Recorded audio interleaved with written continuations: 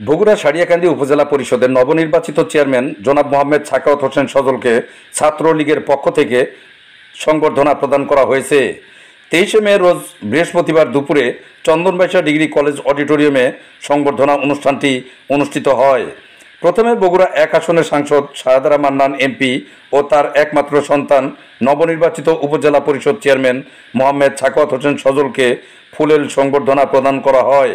Kamalpur union Chhatra League, Chandanbaisha union Chhatra League ও Chandanbaisha degree college ছাত্রলীগের আয়োজনে সংবর্ধনা অনুষ্ঠানটি অনুষ্ঠিত হয়।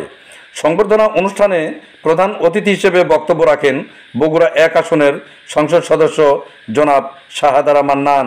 বিশেষ অতিথি হিসেবে বক্তব্য রাখেন নবনির্বাচিত উপজেলা চেয়ারম্যান জনাব মোহাম্মদ সাখাওয়াত হোসেন সজল, উপজেলা আওয়ামী লীগের সাধারণ সম্পাদক আব্দুল খালেক দুলু, উপজেলা আওয়ামী লীগের সহসভাপতি অধ্যক্ষ সাদত হোসেন, চন্দনবাইশা ডিগ্রি কলেজের ভারপ্রাপ্ত অধ্যক্ষ মোহাম্মদ ইউনুস আলী, চন্দনবাইশা ইউনিয়ন আওয়ামী লীগের সভাপতি ও ইউপি চেয়ারম্যান মাহমুদুন নবী হিরো, উপজেলা ছাত্রলীগের সাবেক সাধারণ সম্পাদক দেলোয়ার হোসেন দুলাল, উপজেলা ছাত্রলীগের বর্তমান সাধারণ সম্পাদক পলাশ আহমেদ, ছাত্রলীগ নেতা অর্জুন কুমার শর্মা, আলামিন হোসেন, মেহেদি হাসান দীপন, ফরহাদ হোসেন প্রমুখ।